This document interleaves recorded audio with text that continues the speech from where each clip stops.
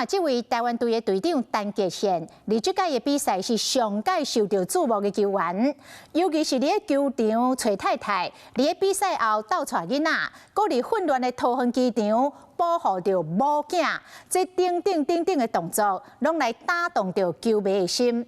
陈杰宪讲，有家庭才有伊才会当安心来比赛，所以嘛希望会当甲母囝照顾好好势。 非常感谢这一次台湾队的球员。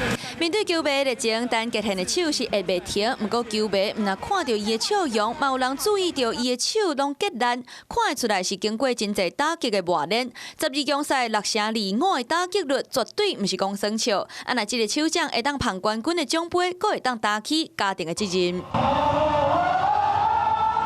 游行到一半，陈杰宪看起来真无闲，手机啊背袂停，阁不时咧听声音。原来这时伊甲因某当咧视讯通话，应邀的第一时间总是想要甲因某来分享。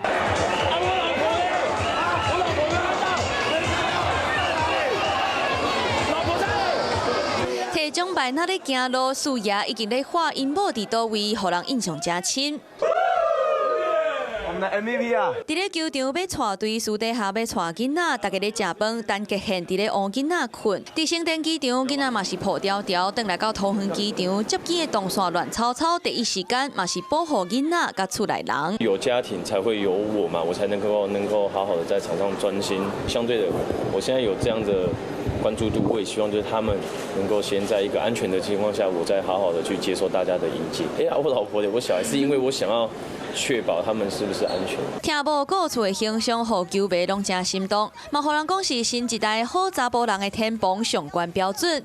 嘛无怪大概陈杰宪话讲，阮某伫倒位，总是有球迷想要甲伊回应。